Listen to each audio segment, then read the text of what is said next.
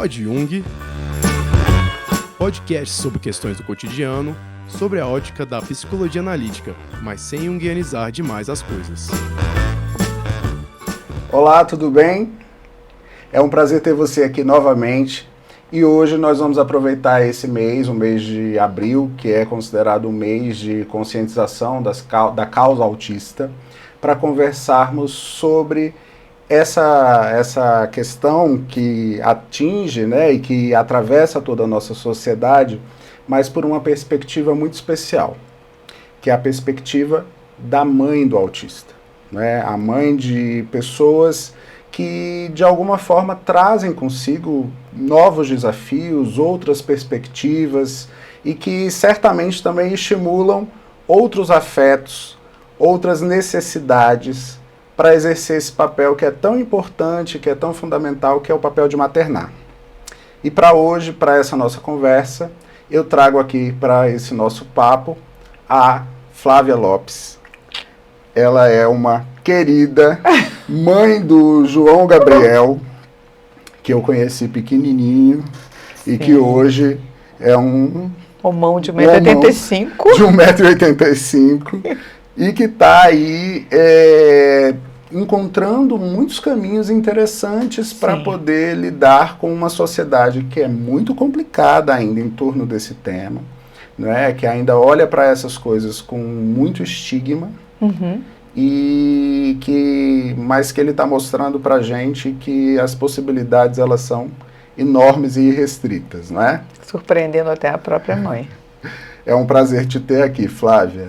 Prazer. Me conta, como é que chega João na sua vida? João foi planejado, né? Eu já estava casada há 2 anos e ele foi planejado, uma gravidez excelente, não tive nem enjoo, chegando já. Então foi muito tranquilo. E a gravidez foi muito boa e tudo, mas eu era muito independente, né? Uma mulher independente, achava que eu estava no topo do mundo e agora só me falta ter um filho, porque o resto eu tenho tudo resolvido. Não sabia eu que era aquilo tudo que eu tinha ali ia ser, meu tabuleiro cheio de peças ia ser chacoalhado de uma forma que ele nunca mais ia ser o mesmo. Então, quando ele nasceu, a maternidade já foi uma grande rasteira da vida em mim, para mim já. Porque eu era muito independente, eu achava que ter um filho assim, vou lá, vou parir, vou dar de mamar, menino, vou botar no berço, ele vai dormir 3 horas, eu dou de mamar, ele dorme de novo, sigo minha vida plena. Nada disso, ninguém me preparou para o que estava por vir, né? Então, o João já nasceu diferente e todo mundo achava que eu era doida. Inclusive os pediatras. Eu chegava, gente, meu filho tem alguma coisa diferente.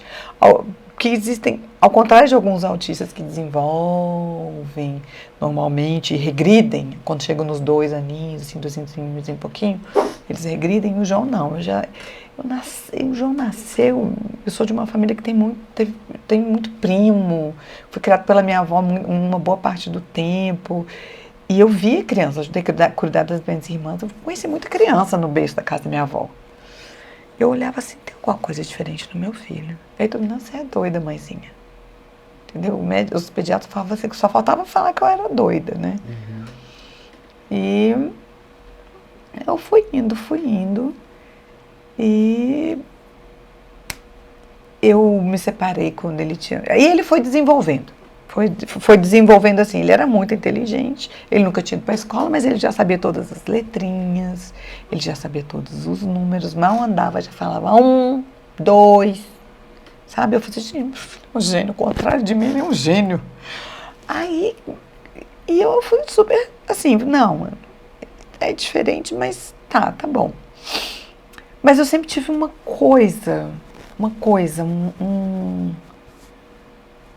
coisa diferente, até porque eu sonhava com ele antes dele nascer. Eu sabia que ele vinha com alguma diferença. Então, ele foi indo até que eu me separei. Em 2007 eu me separei em janeiro.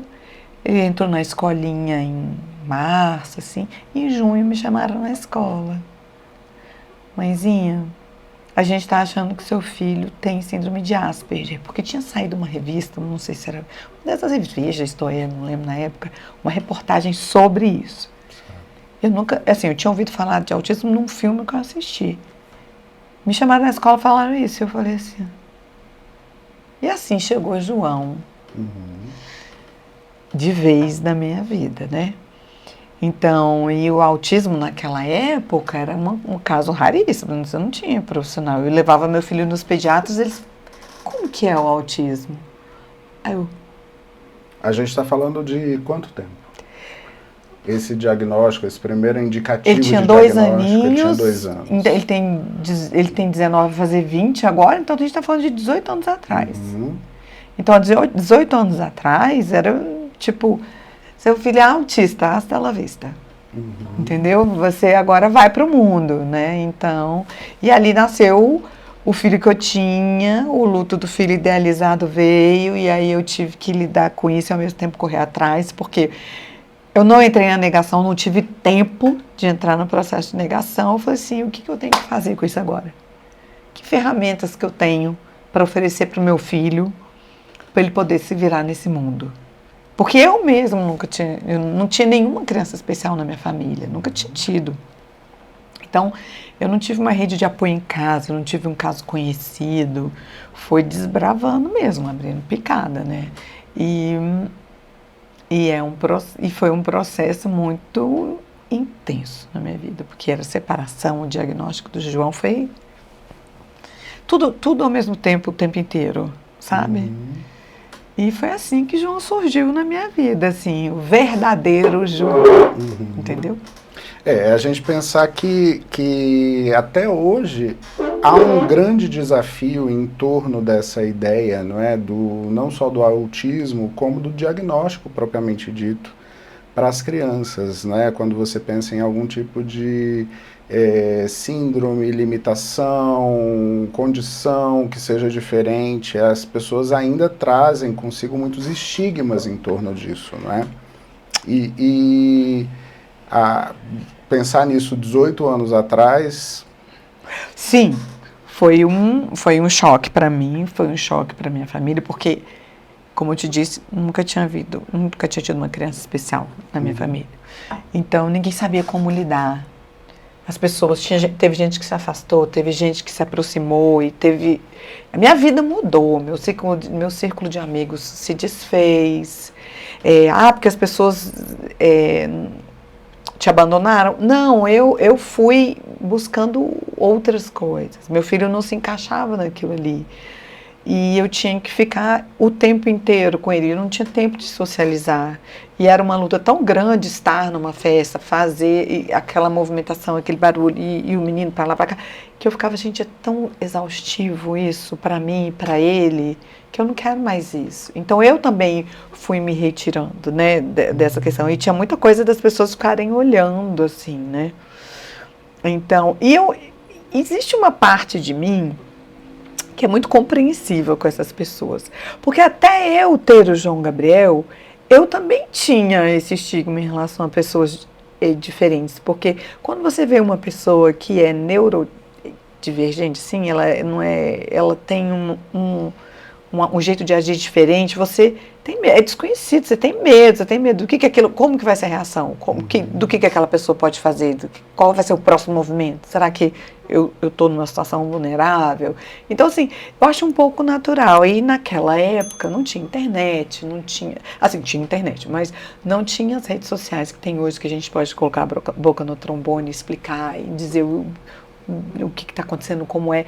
Essa ferramenta tão poderosa e perigosa, que é, né, uma rede social, mas que pode ser utilizada de uma forma muito bacana, explicando e né, esclarecendo como é uma pessoa com autismo. Então, sempre que eu lembro, não vou esquecer nunca, eu tinha uma amiga muito querida, tenho ainda, a gente estava na rua e o João devia ter uns 8, 9 anos, assim, e ele estava olhando para a mãozinha, assim, que ele faz esse movimento de olhar para a mãozinha, e aí veio uma senhora e perguntou assim, o que ele tem? Aí eu falei assim, ele é autista. Como que é o autismo? Eu falei assim, eu comecei a explicar para ela e tudo. Ele é agressivo? Não, nem um pouco, ele é muito querido. Aí eu brinco que ele é meu papel de goiabada, porque ele é grudento, assim, sabe? Ele gruda, né? E assim, e isso, eu venho trabalhando durante muito tempo, mas ele já tem 19 anos, vai fazer 20, ele é enorme. Você imagina um homem de 1,85 m chegando para te abraçar sem nunca ter te visto na vida. Assusta, né? Até eu explicar que nariz de porco não é tomada, a pessoa já está ali, né? Mas, assim, existe o estigma, existe muito, muito, muito. Eu ainda tenho receio assim, dele. Durante muito tempo eu tinha medo da reação das pessoas, eu sempre tive muito medo. Quando ele entrou na banda, que ele faz parte hoje, o primeiro show eu fiquei com medo de alguém fazer algum comentário e eu queria esganar. Então, assim, o receio, ele tá na minha vida o tempo inteiro, né? E existem pessoas que têm receio porque desconhecem, existem pessoas que são realmente maldosas. Mas passaram muito poucas dessas pessoas da minha vida. Eu sempre tive muita sorte, né? Assim, muito. Eu e ele sempre fomos cercados de muito amor, muita compreensão onde quer que a gente fosse. Mas, assim, o João, ele é um encanto, assim, ele é muito sedutor como ser humano, sabe? Então, ele é sedutor não no sentido, né, uma coisa sexualizada, mas ele te conquista, assim, né? Então, é tranquilo ser mãe dele, né? E porque ele tem um grau de autismo alto, mas ele é muito tranquilo, assim, para muita coisa. Ele tem as coisinhas dele, mas ele é muito, muito, muito amoroso, né? Então, para mim, é uma escola. Você trouxe uma questão importante, não é? Falando da internet, que a internet acaba sendo um espaço tanto para construções interessantes, como também pode ser um lugar perigoso para certas coisas, né? Eu queria explorar com você duas questões. Uma que é a gente pensar em como hoje essa informação mais horizontalizada que a internet propicia, ela auxilia pessoas que estão vivendo essa realidade hoje, que estão descobrindo essa realidade hoje, como você descobriu 18 anos atrás, né? Assim, de pessoas que podem estar ali, de alguma forma, ajudando a informar, a desmistificar, né?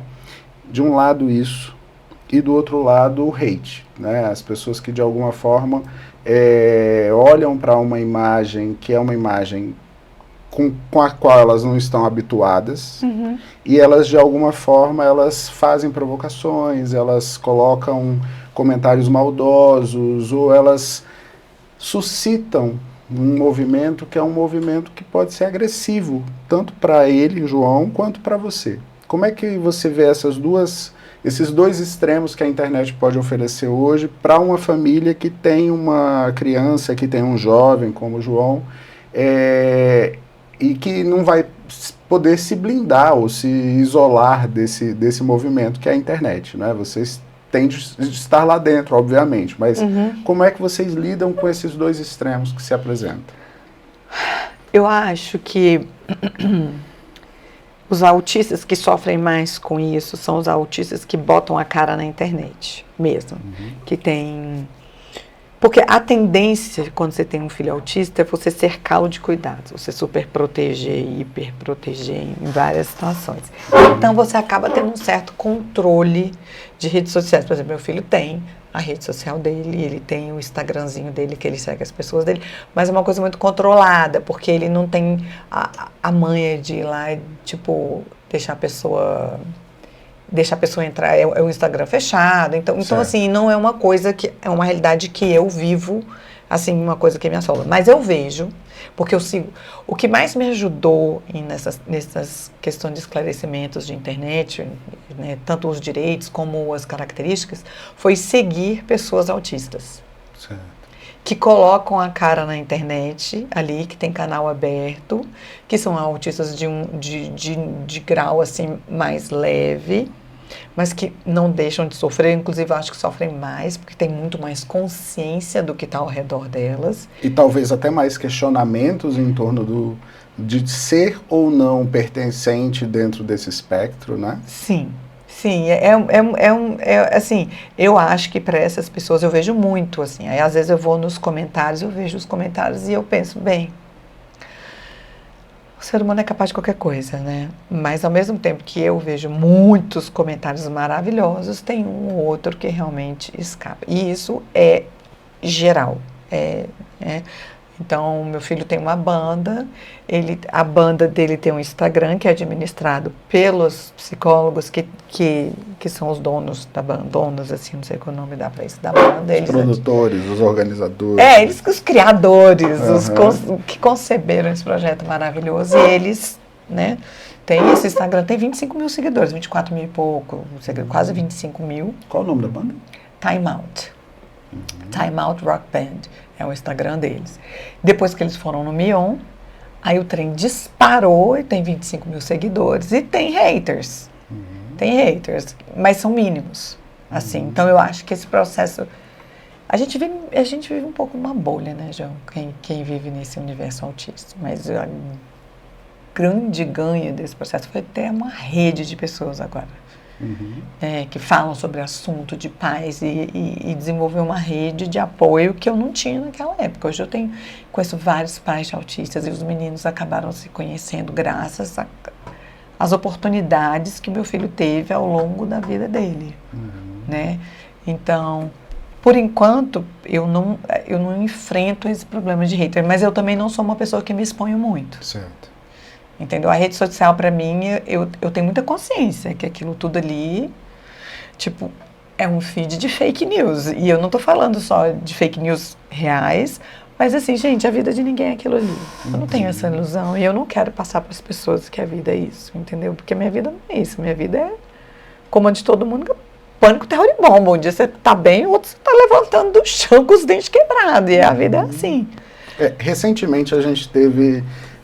no Big Brother, sim, acompanhamos Big Brother. Eu não acompanho, mas eu ouço falar bastante. A mãe de um menino autista, né? E que era uma personagem polêmica dentro do jogo por ter declarações que atiravam para diversos lados. E ela trouxe um depoimento numa ocasião, acho que depois da eliminação dela, que ela trouxe um depoimento falando das dificuldades de uma vida real, não só pela questão de ser uma mãe de uma criança atípica, mas principalmente por ser uma mãe solo, mãe de uma criança atípica, e que tinha diversas dificuldades, e ela dizendo, gente, eu não tô aqui, eu não vim pro programa para poder ganhar milhões de seguidores, para ir para novela, não, eu vim para dar uma vida melhor pro meu filho e para mim. Então, se eu conseguir um tratamento melhor para ele, eu já tô no lucro. Se eu conseguir morar numa casa melhor, para mim tá ótimo, né? Trazer isso para uma vida real, de quase que dar um choque do que é uma realidade, não só das dificuldades em torno do autismo propriamente dito, mas de ser uma mãe solo nessa condição no país que a gente vive, né? De você não ter apoios e estar vinculada a situações de, sei lá, de amparo, né? E ter que lutar sozinha para muita coisa. Isso, de alguma forma, você percebe essa realidade também no seu cotidiano, no cotidiano de pessoas também que fazem parte dessa rede, dessas pessoas que você dialoga? Muito. Assim, eu sou mãe solo, né? Então, e desde que meu filho tinha 2 anos de idade, antes de ter o diagnóstico dele. Então, no Brasil, a gente não tem políticas públicas para apoiar nem os filhos e nem as mães. Assim, se tem, eu não tenho conhecimento, né? Então é muito difícil, porque quando você recebe o diagnóstico, geralmente você recebe o diagnóstico assim, ninguém fecha um diagnóstico quando a criança tem 2 anos, né? Mas eu te falo, mãezinha, ele é autista, tá? E eu vou te contar uma coisa, mãezinha, Quanto mais cedo você começar a estimular seu filho, mais ele vai desenvolver, porque a época que ele mais vai desenvolver é agora. Aí você para e pensa, com que dinheiro? Né? Porque eu não conheço, eu conheço algumas pessoas que têm dinheiro sobrando, mas caso raro. Então, você começa a ficar desesperada, porque você fica, meu Deus, cada minuto que passa, E você, na verdade, você não tem conhecimento de nada, você não sabe o que fazer com seu filho, aí você começa a botar em tudo que é terapia, você começa a se endividar. E sozinha, ser mãe solo, já de crianças neurotípicas, já é pedreira. E você ser mãe solo de uma criança atípica é de lascar. Porque que hora você vai levar esse menino? Você vai sair do seu trabalho no meio do caminho para levar um menino psicólogo? Entendeu? No meio do expediente? Você vai... Porque assim, o Deus do capitalismo, ele tá ali, amiga, produza. Então, assim, eu acho que precisa ter uma regulamentação, precisa ter uma questão para ajudar, principalmente as mães solos. Não que as mães que são casadas não passem por isso, porque tem muita gente que é casada e é solo. Sim. É, uma solidão a dois, né? Então, que a pessoa está ali fazendo tudo sozinha. Eu conheço várias mães nessa situação. E conheço muitas mães que são solo. Curiosamente, no meu ciclo de amizades, no meu círculo ali, a maioria é casada, os pais ficaram e os pais são muito atuantes na vida dos filhos. E o que para mim é um grande consolo, porque tira aquela coisa, todo homem é assim, e não é. Mas sim, a maioria das mães autistas é mãe solo, a maioria são mães solo, cara, e que ralam muito. Existe hoje uma lei, né, que permite que os funcionários públicos, né, acho que servidores federais, eu não tenho certeza, aqui em Brasília também acho que servidor distrital também pode, reduz a carga horária, servidor federal com certeza, reduz a carga horária de mães atípicas, né? Você entra com o processo e reduz a carga horária para 6 horas, enfim, e sem reduzir o salário. Certo. O que é maravilhoso, porque demanda muito, né?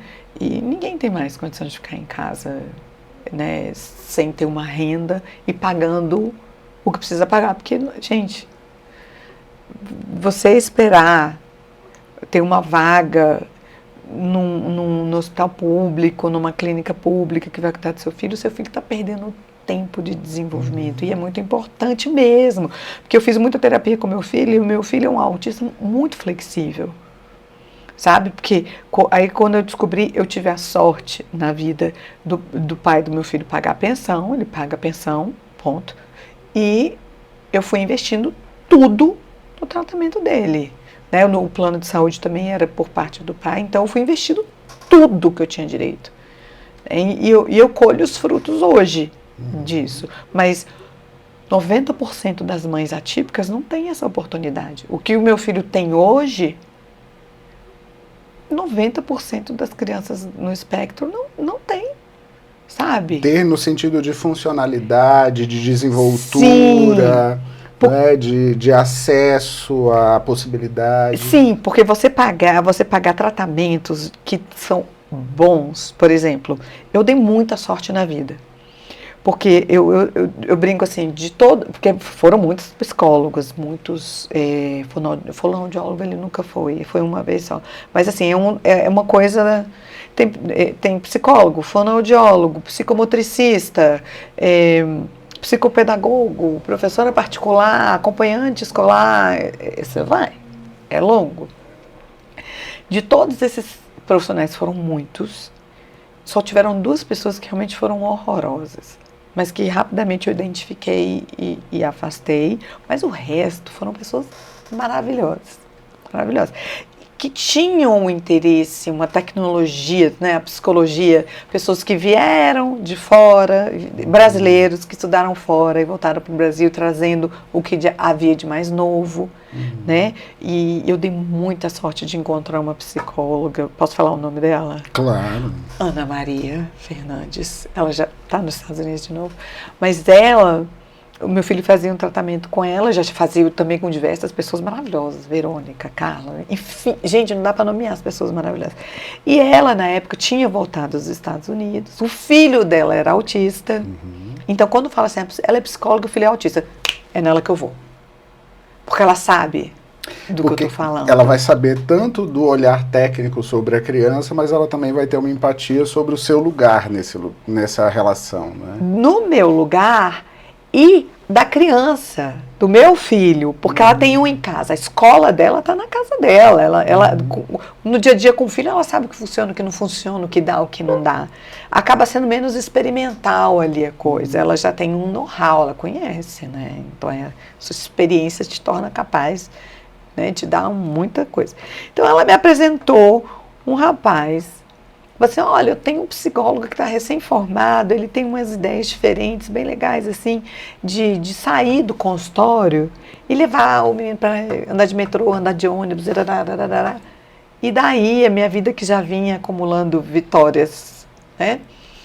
Eu conheci o Paulo e ele, daí em diante, a vida do João teve grandes marcos, assim, sabe? E que tem nomes, né? E tem nomes dos terapeutas que cuidaram deles. Até tantos anos o Marco foi Carla e Verônica. Até tantos anos foi fulana de tal. Até tantos anos foi Carol. Aí depois virou Ana Maria. Aí depois virou o Paulo, que fui esse psicólogo. Então, ele era muito novinho, né? Então, assim, mas ele vinha com muitas ideias. E eu acho que uma pessoa, quando é apaixonada pelo que faz, te cativa, né? Aí todo mundo, você não tem medo dele? Ele é muito novo. O psicólogo falou, gente, meu filho foi com a cara dele, de graça. Eu fui com a cara dele de graça. Aí, com o tempo, como mãe de autista, você começa a pensar assim, isso vai dar certo pro meu filho. A gente não tem embasamento nenhum. A gente vai na base do, isso vai dar certo. É um feeling que vai conduzindo. Isso, com o tempo, porque no começo você vai colocando em tudo que te falam para colocar. Aí tem coisa que você vê que não está dando certo, mas você acha, não, vai dar certo, vai dar certo. Você tem algumas ilusões, muitos medos e algumas esperanças que se frustram ali na frente, mas você precisa passar por isso, né? E aí, com o tempo, eu fui criando segurança para dizer assim, isso vai funcionar. Não, isso não vai funcionar. Mas está dando certo para todo mundo. Eu não sou todo mundo. Eu falo a mesma coisa. Eu não sou todo mundo. Então, não vai dar certo. E aí, eu aprendi com o meu coração. E daí, o João começou... E esse psicólogo, ele tinha um sonho de criar uma clínica, como se fosse uma universidade, para pessoas atípicas, e que ali elas tivessem a oportunidade de fazer aulas, tipo 2 aulas por dia, e passar a tarde lá, e ter amigos. Ele acreditou tanto nesse sonho dele, que isso se concretizou. E o meu filho está com eles até hoje. E, né, que é o mesmo pessoal que é da banda. E isso fez a vida do meu filho mudar. Hoje ele tem amigos. Ele tem a vida social muito mais intensa do que a minha. Ele pede, mãe, eu quero ir no cinema com fulano. Mãe, eu quero ir no cinema. Gente, eu não saio, porque eu não tenho tempo. Eu cuido dele 24 horas por dia, 7 dias por semana. Entendeu? Então ele, mãe, eu quero ir no cinema, eu quero dizer que a minha vida é assistir o filme que ele quer assistir. E comer onde ele quer comer. Então a minha vida virou isso, né? Eu, aquela mãe totalmente independente, dona do mundo, agora eu sou uma mãe super mãe, eu assumi, saí do armário, sou mãe, entendeu? Não teve mais jeito. Então, só que isso tudo, aí o João foi nesse caminho e mudou a vida dele. Mas isso, João, custa muito, né? Eu tive acesso aos melhores tratamentos. Entende? Por conta da pensão que eu recebia, por conta do plano de saúde que reembolsava. Então, assim, eu fui uma exceção, né? E não custa muito porque os psicólogos metem a faca. De jeito nenhum, eles são maravilhosos, seres super humanos. E quando a coisa, sabe assim, eu não tenho o que reclamar, eles me ajudaram muito e me ajudam até hoje. Mas é uma coisa que custa muito dinheiro. E não, porque... Você tem um consultório. Você tem um consultório. Quanto você acha, né? Você sabe quanto custa, né, o trabalho de um psicólogo, o tanto que é o empenho. Porque você não senta e fica ouvindo, você estuda muito. Né, você se entrega para aquele processo. E eu tive muita sorte de ter vivido isso, estar vivendo isso com meu filho. Mas isso não é a realidade das mães. De 90% das mães. Isso me dói muito. É ver o seu filho não progredir porque você não tem recurso para fazer com que seu filho progrida. Eu acho que isso é uma dor tão grande para uma mãe, assim, que já cuida do filho sozinha, que já se esforça, que trabalha, que tem que entregar no trabalho, que se vira nos 30 e ainda assim vê o seu filho não ir para frente porque ela não tem como, sabe? Isso é muito triste. Então, eu tenho consciência do privilégio que meu filho tem e tenho muita sensibilidade com essas mães, porque eu acho que está na hora de investir, o governo tem que investir, o governo tem que amparar, sabe? Não tem como deixar isso. Acho que também tem que ter, sabe, uma abordagem diferente para assim, esses pais que saem, tá? Não estou dizendo que esse é o meu caso, estou colocando que esse é o grande que acontece na realidade. Vou me abster do meu caso e vou dizer assim, esses homens que atualmente chegam, fazem filho numa mulher, aí não dá certo, aí parte para outra, fazem filho outra, parte para outra, vai criando uma rede de crianças desamparadas, que as mães guerreiras, que só são guerreiras porque quem tinha que fazer a parte delas não faz. Então, guerreira não, obrigada, eu quero ser uma pessoa normal, com uma vida e responsabilidades divididas. Eu acho que essas pessoas tinham que ser automático. Ó, separou, fez um filho, separou automático, já desconta do salário do cara. Sei lá o que tem que fazer. Mas as mães precisam de ajuda. Porque a gente vai morrendo aos poucos, sabe? Porque a gente abre mão da vida. A gente abre mão da vida emocional muitas vezes. Você abre mão porque você tem que cuidar de uma pessoa. Você vai ter tempo para namorar. Você vai ter tempo para sair, entendeu? Você abre mão, você vai abrindo mão de você, um determinado você. Quem você é? Eu sou mãe, entendeu? Mas eu tenho uma profissão. Então assim, mas se você me perguntar quem eu sou Flávia Mãe Lopes. É o meu sobrenome, praticamente. Agora, também dentro desse movimento que você está trazendo aqui para a gente, você usa muitas vezes a palavra sorte, né? Você fala da sorte que você teve, a sorte que você teve. A gente também pode chamar essa sorte de alma, né? De alguma forma você se colocou disponível para esse papel, entendeu esse papel como uma missão e você se coloca ali plástica, né? Maleável para atuar dentro dessa missão e acho que a vida acaba correspondendo a isso também, não é? Eu acho que é até injusto da minha parte falar que é sorte, né? Na verdade, é uma providência divina mesmo. Eu acho que é isso mesmo que você falou. No dia que eu entendi, né? Porque logo que eu fui mãe, eu me senti como se a minha liberdade tivesse sido roubada, sabe? Falei assim, pronto, acabou. Quando eu tive o diagnóstico do João, eu fiquei, meu Deus, e agora? Acabou, não vou ser livre nunca mais. E teve um tempo que eu fui pedindo muito a Deus, ao universo, a quem quer que seja, a Deus aí, né, usando as minhas crenças. E pedia muito, me ajuda, porque eu não estou sabendo lidar. Eu não sei, eu estou me sentindo... É demais para mim. Eu pedi muita ajuda. E conforme eu ia pedindo, a ajuda ia chegando. E foi isso, eu me botei disponível. Aí eu assumi o papel de mãe, demorou um pouco, porque eu ainda estava agarrada no que eu poderia fazer, no que eu, enfim. Né, eu vi as outras colegas minhas, as outras mães, que os filhos já estavam mais independentes, elas já estavam tendo uma vida mais tranquila e tal. Isso me doía um pouco, porque eu ainda estava ali naquele batidão, 24 horas por dia, 7 dias por semana.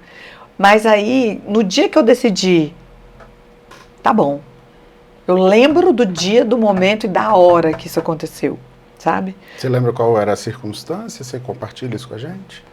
Sim, eu eu tive que botar meu filho em período integral, e ele sempre ficou em casa à tarde, né? E ele sempre gostou muito de ficar em casa. Ele era pequenininho, assim, ele tinha uns 4 nisso. Eu não lembro bem a idade dele, mas eu lembro da roupa que eu tava. E eu falei assim, vou deixar meu filho terça e quinta no integral. Porque a pessoa que trabalhava comigo não podia mais trabalhar, foi embora. E eu coloquei ele no integral na terça e quinta. Então eu falei assim, não, eu vou almoçar com ele na escola. Não vou dar conta de deixar meu bichinho lá o dia inteiro. Quando eu pensei nisso, eu falei assim, gente, olha eu... Olha, e assim, mas não foi nesse momento. Eu sei que eu estava entrando na escola dele para almoçar com ele no restaurante. Eu almocei com ele, eu sentei com ele debaixo do abacateiro na escola, ele deitou a cabecinha no meu colo. E ali veio o mundo para mim parou pelo menos uns 5 segundos, ele parou de rodar. Eu amo ser mãe. Eu sou mãe, pronto, eu fiz as pazes. Eu tô pronta. Daí a vida foi andando, entendeu? Então assim, não foi sorte, foi me disponibilizar para isso. E Deus, a deusa e o universo viraram para mim: vambora, minha filha, tu quer? E aí veio esse propósito, então virou um propósito. Eu entendi para que eu estava aqui, para que eu vim para a Terra, sabe? Eu também entendi o papel do meu filho na minha vida, porque ele é meu grande mestre, sabe? Ele é meu grande mestre mesmo. Ele é um ser humano anos-luz à minha frente. Anos-luz. Do tipo, um dia tinha uma muriçoca me picando, eu já estava injuriada. Eu falei: Bel, mata essa muriçoca aí. Ele olhou pra minha cara e disse: mãe, eu não quero matar. Eu não posso matar um bicho. E eu assim, uma muriçoca. E aí aquilo ficou assim, sabe? Ele é incapaz, ele tem uma pureza dentro dele, ele tem uma resiliência, uma pureza, uma força tão grande que quando eu chego em casa, a minha vibração muda, porque ele está ali, sabe? Ele chega para mim assim, às vezes eu estou lá nervosa, inquieta, ele senta do meu lado, eu já me acalmo. Sabe? Então é uma coisa. Eu tenho certeza, né? Porque eu tenho um background, né? A minha espiritualidade é muito forte. Eu tenho certeza que eu estou com ele há muito tempo. Eu sonhava com ele quando eu estava grávida. Eu sonhava com um menino. Ele pedindo para vir. Mãe, tá na hora de eu nascer. Entendeu? Então, assim, cuidar dele virou o meu propósito. E ele é um espírito que veio e falou assim: em que eu vou te ajudar a ser um ser humano? Porque tu era uma abestada. Nem gente tu era. Assim, a gente pode pensar que, de alguma forma, quando você aceita esse papel, né, que você se coloca disponível, de fato, para viver essa maternagem, com questionamentos para como melhorar essa maternagem, mas não sobre o porquê viver essa maternagem, né? De alguma forma, essa alma está sinalizando algo, inclusive para a alma do próprio Gabriel, né? Para que, de alguma forma, vocês se conciliem dentro de um propósito.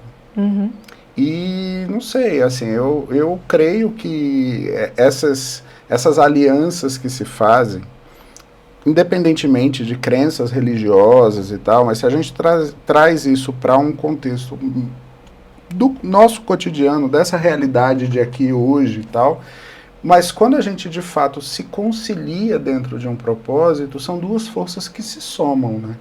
São duas potências que se somam.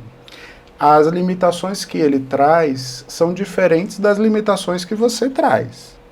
Mas ambos têm limitações, assim como ambos têm potências, né?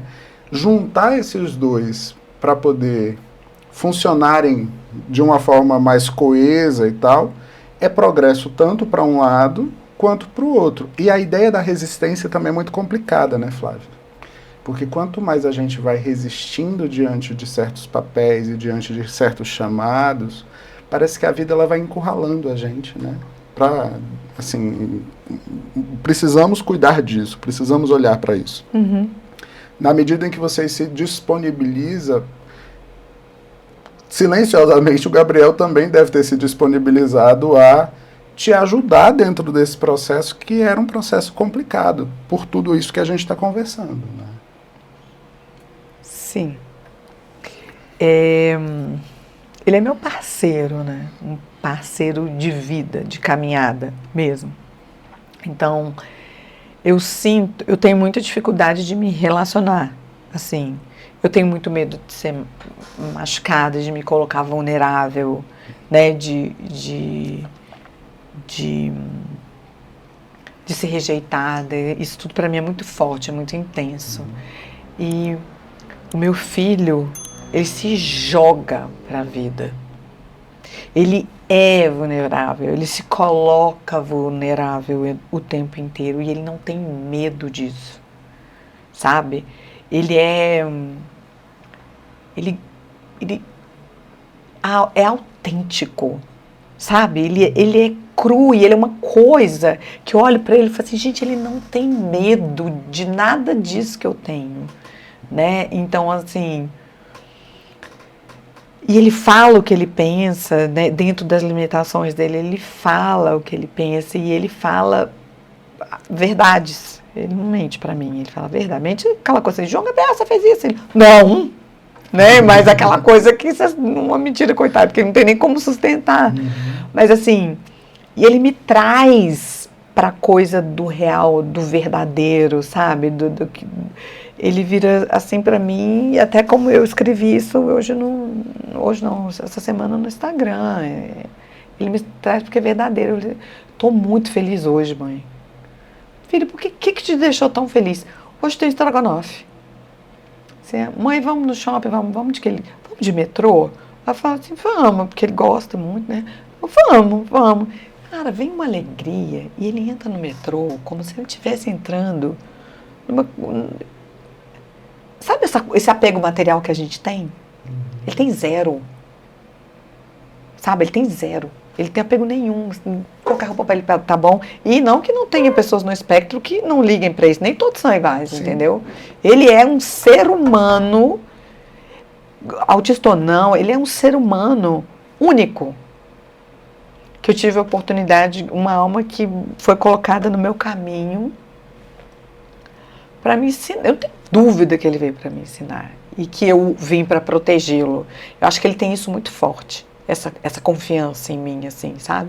Então, sim, é uma troca, é um encontro, um reencontro que trouxe muito amor, muito aprendizado e muitos desafios, é óbvio, porque não existe uma relação sem desafios. Sim, é muito desafiador, cansa, ele também cansa de mim, mas sim, foi a melhor experiência que eu já tive na minha vida. Melhor, não tem dúvida. Que mais me ensinou, que mais me fez crescer, que mais me machucou, que mais me desmontou, que me desconstruiu, que mais me fez... Eu sou uma hoje. Quando eu olho para trás, para as fotos que eu vejo em álbuns, eu pergunto, quem era essa pessoa? Sabe? Eu fui completamente destruída e reconstruída pela maternidade atípica. Entendeu? A ponto de eu estar entrando agora na maturidade, na menopausa, eu vejo muitas amigas e pessoas ao meu redor, ai, bota isso, bota aquilo, pinta esse cabelo, faz não sei o quê. O João me transformou tanto que eu estou esperando a maturidade de uma forma muito, poxa, já passou metade, né? Então, vamos embora. Isso para mim está perdendo um pouco. Pode ser que semana que vem eu pinte meu cabelo e a maturidade venha bater de uma forma muito difícil. Mas assim, incomoda, estou me caindo, mas a caminhada é tão mais importante do que a casca com que você está caminhando. E eu fui ligada à minha casca durante muito tempo. E o João me ensinou, sabe? Não é isso que é importante. Eu sou vaidosa, gosto de me arrumar e tudo, mas assim, tá tudo bem. E é interessante, né, Flávia, porque é um olhar singelo que muitas vezes o João trouxe para você e que outros meninos e meninas trazem para os seus pais, para o seu entorno, e é um olhar que ele seria o nosso natural, ele seria o nosso usual, se a gente não fosse atravessado por tantas demandas que a sociedade impõe, e demandas que muitas vezes, efetivamente, não mudam a nossa realidade, né? que trazem para a gente uma ideia de melhoria, de avanço, de progresso, de conquista, mas que efetivamente não suprem aquilo que a nossa alma pede, aquilo que a nossa alma nos chama a fazer, aquilo que de fato corresponde a uma mudança. Aquilo que daqui a 10 anos você olha para trás e você fala, realmente, foi importante ter vivido aquilo. Você não lembra o carro que você tinha, você não lembra a roupa que você vestia, o título que você ostentava, mas você lembra do momento que você estava vivendo, um momento psicoafetivo, vamos colocar assim. E essas criaturas, elas chamam, né, a gente para olhar para isso de uma forma tão singela, de uma forma tão direta e tão despretensiosa, dentro de uma sociedade que é cada vez mais prepotente, cada vez mais pretensiosa, que a gente fica se questionando, né? Afinal de contas, quem são os que estão fora do contexto? Quem é que está certo, quem é que está errado? Quem é normal, quem é anormal? Dentro dessa história, qual é o meu lugar, né? Onde é que eu devo me posicionar para poder viver melhor? É exatamente isso. Eu me sinto, quando eu tô no mundo dele, no nosso mundo lá, assim, eu me sinto no universo paralelo, sabe? No metaverso, entendeu? Porque o que... O Bielverso. O Bielverso. Então, o que eu vejo é exatamente... Ele veio na essência. E ele é a essência. Tem momentos que ele tenta fazer outras coisas para agradar uma pessoa que ele ama, mas que ele não sente que aquilo lhe é correspondido. Ele tenta fazer isso mesmo, né? Assim, mas muito pouco, né? E aí muitas vezes a gente está no nosso dia a dia, a gente luta para ter o visual. Isso já aconteceu comigo a vida inteira. Eu era muito ligada no meu físico, muito, muito. E é uma pressão tão grande, principalmente na mulher, que você para de viver, aquilo te machuca, aquilo te atravessa, aquela pressão. Hoje existe uma pressão muito grande para você ser perfeito, para você ter, né? Se acumular e descartar, e, enfim, né? E para ele tanto faz. É porque a dinâmica que essa civilização, essa dita civilização nos impõe, principalmente quando a gente olha para esse atravessamento do capitalismo e tal, é da medida pela falta, né? A medida que o Biel traz é a medida pela presença, não é pela falta. É estar feliz pelo estrogonofe. Exatamente. Não é pelo que não está servido, mas é pelo que está servido, né? Essa diferença de perspectiva, apesar de ser uma coisa quase simplória, quando a gente olha assim, é muito fácil, né, a gente pensar desse jeito. Cara, é fácil pensar. Agora, efetivar isso na atitude, sofrendo todas as pressões, todos os chamados que nós vivemos cotidianamente, isso é muito complicado, né? Ele, talvez, até pela condição, ele não tenha o apelo de fora não atravessa tanto, né? Agora você, mesmo na sua convivência com ele, é natural que você seja chamada para esse lugar, né? De atender essas expectativas e tal. Ele acaba virando um fiel da balança, né? Ele te chama para olhar para outras coisas que não seja só isso, né? Ele me chama para o que realmente é essencial, né? Ele me chama para a simplicidade.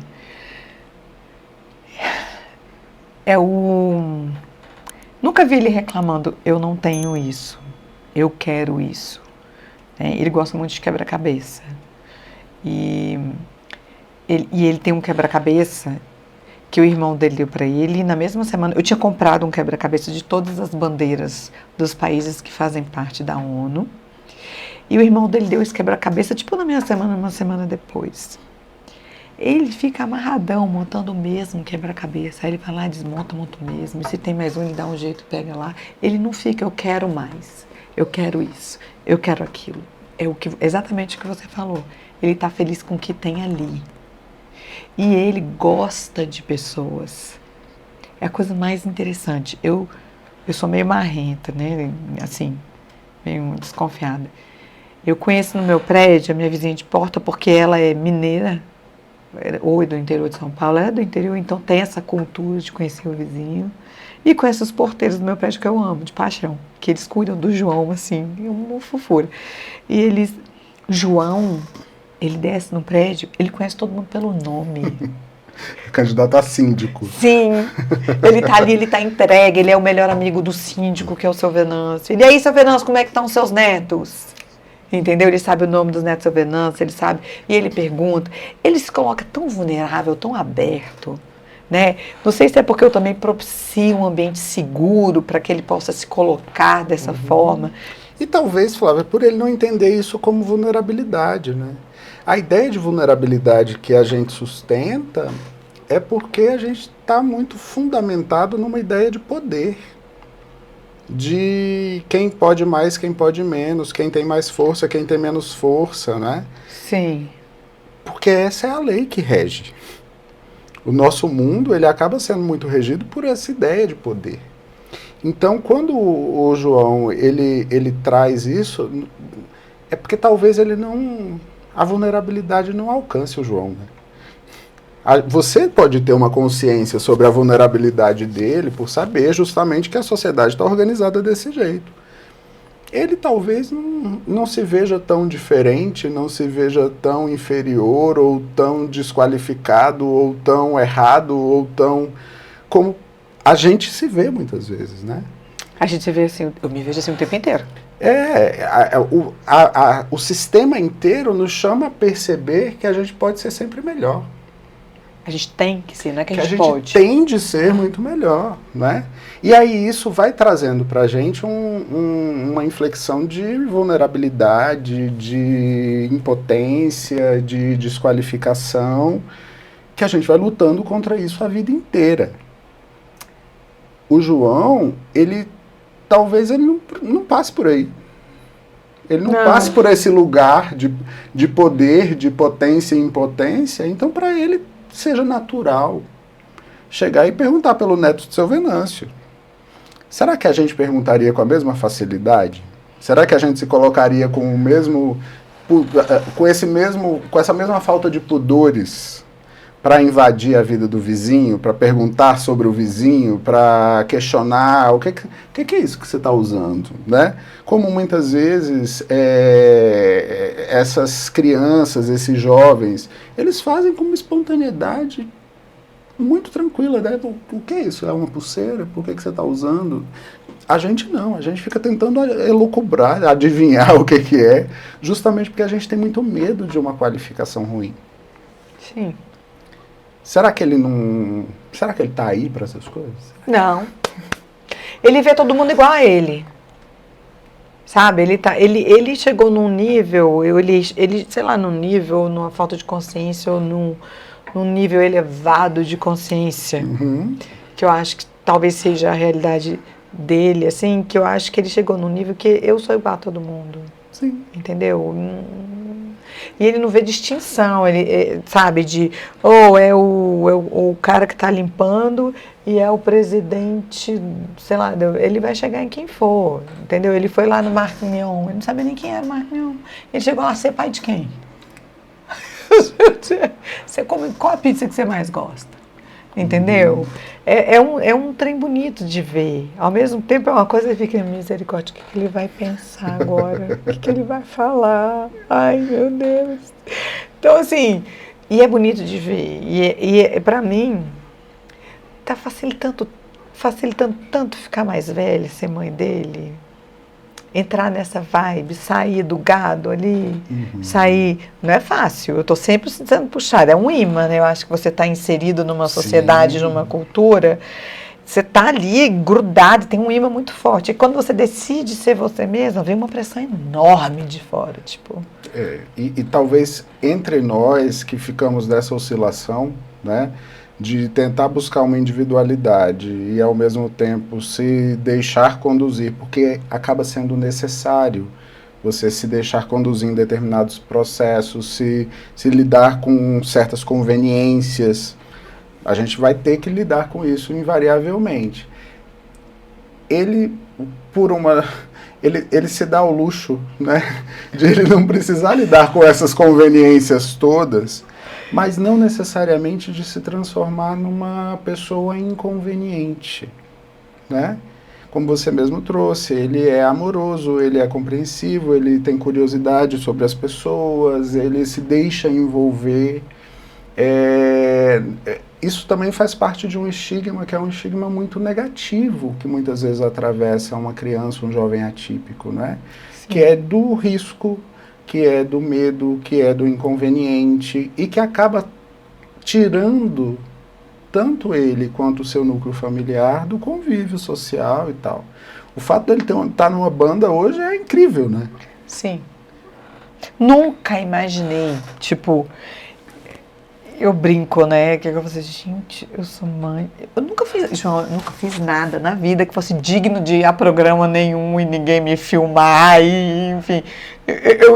O filho que chegou pra mim, atípico, quando eu tive o diagnóstico do João, eu falei, quando na minha vida que eu imaginar que o João ia ter uma banda, que ele ia para um programa de televisão, que ele ia. Eu falei, gente, né? Eu falei, meu Deus!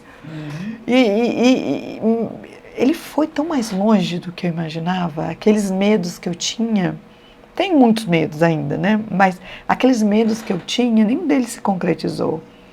A coisa foi se informando quando o universo foi sorrindo pra gente, sorrindo.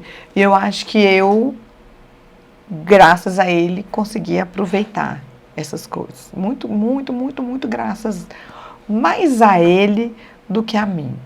Quando eu olho para a nossa trajetória, né, como seres humanos aqui na Terra, eu vejo o tanto que ele me transformou e eu não consigo enxergar como eu transformei ele. Não consigo enxergar isso, sabe? Porque para mim foi tão mais forte. Eu não sei o impacto que eu tenho na vida dele. Eu não sei, nunca vou saber te dizer.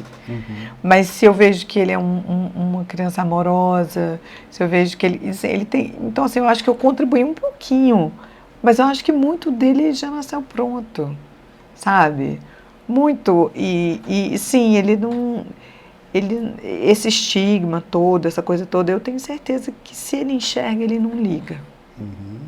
Sabe? Ele vive, talvez ele tenha ficado frustrado. Eu nunca dourei a pílula nem botei panos quentes para muita coisa, porque eu acho que a gente tem que ter, por exemplo, tem criança que é autista e os pais não contaram para ela que ela é. Eu acho que eu não julgo de jeito nenhum, porque eu acho que cada um tem seu momento, cada pai conhece seu filho, cada mãe conhece seu filho. E conhece a si próprio também, né? Porque às vezes muitas vezes a dificuldade é de ela assumir aquilo, né? Exatamente. Então eu sempre falei, meu filho, né? Ele sempre olhou assim. Tinha uma moça que trabalhava lá em casa, a Patrícia tem um rosto marrom, né? Porque ela é quase preta, né? Aí eu falei assim, porque ela é igual a Bisa, porque minha avó é preta, né? Então assim, a Patrícia, ela é igual a Bisa também tem o rostinho marrom. Você lembra? As pessoas têm cores diferentes, tá.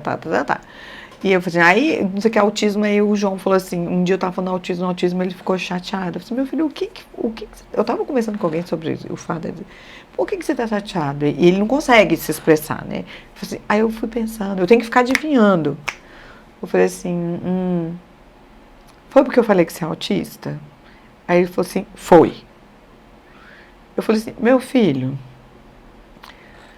a Patrícia tem o rosto marrom, eu sou praticamente uma anã, eu tenho 1,52 m, você tem, sei lá, não lembrava quantos anos ele tem na época, você tem tantos anos, você já é quase do meu tamanho. Fulano é de um jeito, você lembra do outro fulano que não tinha bracinho? Cada um é de um jeito, cada um tem uma característica. Você não vê que a mamãe tem um bumbum enorme, a mamãe é bundudo, parece uma formiga? Aí ele começou a rir. Cada um é de um jeito. Então, quando eu falo que você é autista, porque você tem um jeito diferente. Né? E eu acho que todo mundo fala que todo mundo hoje é uma coisa, que rotulam todo mundo. Mas eu acho que em grande parte das coisas é muito libertador você saber quem você é.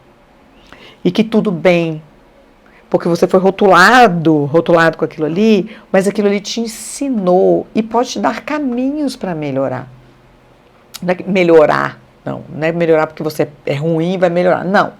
Para você lidar melhor com aquilo e para você aceitar aquilo e ser feliz, velho. Porque assim, eu tive déficit de atenção nível hard, tenho até hoje. E fui uma aluna muito medíocre. Muito. Tipo, tirar nota 6 era uma peleja. E quando eu tinha, sei lá, 30 e tantos anos, eu li um livro que falava sobre mentes, sei lá, mentes alguma coisa, mentes que não param. Eu descobri que eu tinha déficit de atenção. Eu chorei tanto, eu vi que eu não era burra, eu vi que eu não era, sabe, eu não era menos. Então, assim, quando eu conheci o João, quando eu tive o João, eu falei, nunca vou esconder dele. Aí, esses dias, ele virou pra mim e disse, mãe, eu quero ter um carro, eu quero dirigir. Eu pensando, mas esse menino não vai nem na esquina desacompanhado, ele precisa de suporte para tudo. Eu acho que pouquíssimas vezes ele ficou sozinho na vida, fez uma coisa sozinho, porque ele não tem consciência das coisas. Ele com 11 anos subiu numa mesa de vidro e ficou sentado. Eu cheguei da cozinha, ele estava na sala, sentado em cima da mesa de vidro. Então ele precisa ser assistido o tempo inteiro. Ele teria capacidade, se ensinasse? Talvez. De dirigir, eu tenho lá minhas dúvidas, né? Mas talvez. Eu falei assim, meu filho, vamos lá, meu filho. Eu falei assim, tem pessoas que podem dirigir, tem pessoas que não podem. Por que eu não posso dirigir? Meu filho, porque você está no espectro autista, você precisa de suporte, você precisa disso, daquilo. Então, e tudo bem você não dirigir. Tem Uber, tem ônibus, tem metrô, tem eu. Tem pessoas que podem te levar, tem táxi. E nem todo mundo dirige. Porque para você dirigir, você faz uma prova escrita, você faz um psicotécnico, tem gente que não passa e nunca dirige. Aí sabe fulana? Fulana não dirige. Sabe a tia Beltrano? Tia Beltrano não dirige. Sabe seu amiguinho tal? Não dirige. Seu amiguinho tal? Não dirige, não dirige, não dirige. Ele fica me olhando assim. É a realidade, eu não vou, Dora, vamos falar, eu não vou, eu falo. Então, é isso assim, às vezes eu acho que eu coloco isso como uma forma dele entender quem ele é, dele saber quem ele é e ele poder se virar com as ferramentas que ele tem. Eu coloco, a limitação é essa, mas você pode isso aqui, ó. Eu não finjo que não é, porque eu acho que é muito mais dolorido. Não, certamente é mais dolorido e é desonesto, né? Porque, de alguma forma, você tem uma capacidade maior de qualificação da realidade do que ele próprio. Sim. E aí acaba sendo um filtro muito mais efetivo e um filtro muito mais seguro, inclusive, para que ele possa lidar e atender essas potencialidades todas. Agora, uma coisa que sempre ficou muito marcado na sua relação, para mim, na sua relação com ele, é que ao mesmo tempo que existe toda essa honestidade, existe toda essa amorosidade que você trouxe aí durante toda essa nossa conversa, mas também existe muita coragem, né? Você trouxe mais cedo que não quer ser guerreira, que não é guerreira e que não quer esse título para si. Não. Mas é inegável também que a coragem, ela te fez construir uma relação muito saudável com o João. De vocês conseguirem conquistas comuns porque você banca, porque você vai, porque você se coloca voluntariosa diante das coisas. Isso vai, parte disso fala de uma mãe atípica, parte disso fala de uma mãe, mas isso fala de um ser humano, né? De uma pessoa que, de fato, olha para as coisas e se coloca disponível para viver e se coloca, não se vê menor do que a dificuldade. De se colocar presente para poder fazer as coisas do jeito que elas precisam ser feitas. Estou exagerando? Eu não tenho consciência disso, na verdade, né? Eu acho que a vida vai acontecendo e você tem que tomar uma atitude, né? Então, eu acho que eu vou indo. Apareceu um problema tal, como que resolve? Eu vou. Eu não tenho essa consciência da coragem. Inclusive, eu nem me acho uma pessoa corajosa. Eu sou super medrosa, super preocupada, super ansiosa. Mas assim, o pau quebrou, eu resolvo. Entendeu? Outro dia eu estava em casa, fui descer do banquinho, rasguei a perna num rasgão assim, sangue para tudo que é lado. Só tinha eu, o João e a moça que trabalha comigo lá em casa, a Poliana. Minhas irmãs estavam viajando, não liguei para minha mãe, que minha mãe é cardíaca. O que eu fiz? É bem o que eu faço na minha vida com o João. Cara, não tenho ajuda, não tenho o que fazer. Peguei uma gás, botei do lado, entrei no carro e fui dirigindo sozinha para o hospital. Entendeu? O bicho pegou, eu vou lá e resolvo. Ah, porque eu sou corajosa? Não, porque tem que resolver para mim. A vida aconteceu, eu tenho que fazer alguma coisa. Mas em certas circunstâncias, muitas vezes as pessoas encontram alguém que faz, liga para mãe cardíaca, não é? Terceiriza, se coloca num lugar de vitimização. E quando eu te falo quando eu ressalto essa coragem, eu falo é disso, né? De alguém que vê o problema e entende que o problema está ali para ser resolvido. E assim, não vamos perder mais do que o que isso está chamando a ter. Sim. Não vamos dar mais do que isso para esse problema. Vamos usar o que precisa ser usado, né? Esse olhar econômico para a sua energia e tal, acho que é também uma receita sua de lidar com todas essas questões, com todas essas dificuldades, não só as que a gente está conversando aqui, mas as dificuldades de viver no mundo de hoje, né? Olha! De ser uma mulher no mundo de hoje. É puxado! E de, apesar de tudo isso, você se manter uma pessoa alegre, sem polianismos, né? Mas você se manter uma pessoa alegre, de você se manter uma pessoa para cima, acho que isso faz muito parte da alma também, ajudando a conduzir esse processo todo, né? Porque, imagina, quantas pessoas que você já cruzou na vida numa situação análoga à sua e que encaravam as coisas de uma outra forma, que assumiam outro discurso. É verdade. É pensar que isso também é mérito, né? É verdade. João, eu nunca tinha enxergado isso dessa forma. Sempre me achei muito, caraca, e agora o que eu faço? Eu vou fazendo. Assim, não tenho uma receita, eu não tenho a mesma atitude, mas sim. Uma coragem que eu nem sabia que eu tinha. Muito obrigada. Eu acho que a minha maior conquista nessa história inteira, a minha maior conquista, a coisa que eu tenho mais orgulho na vida, é de ter continuado vivendo. Sabe? De não ter... Não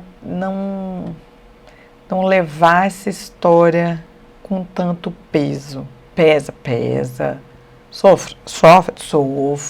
Mas assim, eu sigo vivendo, eu tenho essa alegria dentro de mim. Mas essa alegria vem disso. Essa história me retroalimenta, assim, sabe? Tem um retorno para mim muito, muito bom.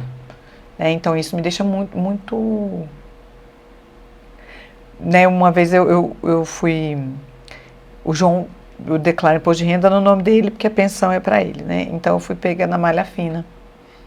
Ele foi pego na malha fina, né? Ou ele, enfim, eu fui lá resolver.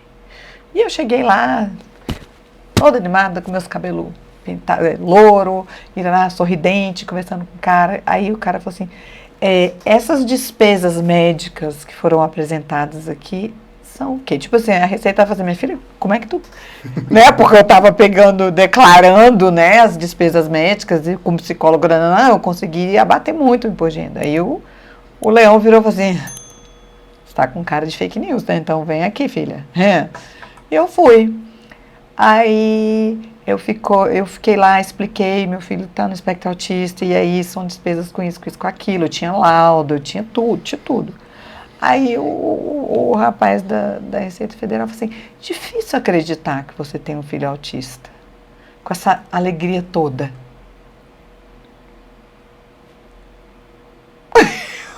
Eu me perguntei, era para me arrastar?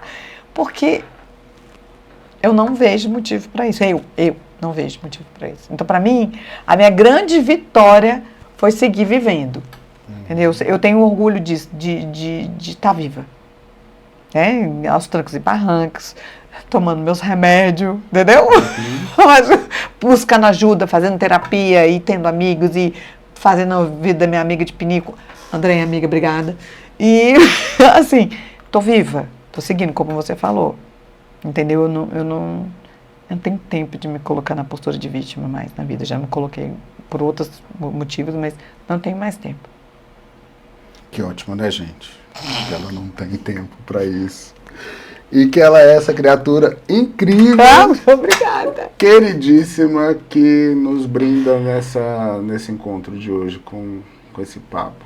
Fiquei muito feliz de você ter aceitado o convite, porque antes de qualquer coisa a gente está falando sobre você, sobre sua vida, né? Não, é diferente de a gente trazer uma pessoa para falar sobre um tema onde há uma impessoalidade, onde a pessoa está mais defendida por uma impessoalidade, e você ter topado vir para cá para partilhar a sua história. Eu acho que a minha intenção foi de motivação, de entender que essa história ela pode funcionar muito bem para N contextos, não necessariamente para uma mãe de um autista, né? Mas assim, para qualquer pessoa pode de alguma forma ouvir tudo isso que a gente conversa nesse momento e entender um olhar diferente sobre a vida. Então eu te agradeço muito a partilha, por você ter aceito esse convite e estar aqui com a gente hoje. Eu que agradeço, porque você me fez enxergar tanta coisa boa. Obrigada, João. É sempre um prazer estar com você. Muito, muito grande. E é um prazer também ter você aqui toda segunda-feira. Agradeço, então, a sua presença. Nos vemos na próxima. E aproveita e manda essa conversa para aquela sua amiga, para aquele seu amigo que também precisa repensar alguns valores, precisa entender que as coisas elas são mais simples do que a gente imagina. Tá bom? Então tá. Até lá. Pod Jung, podcast sobre questões do cotidiano, sobre a ótica da psicologia analítica, mas sem junguianizar demais as coisas.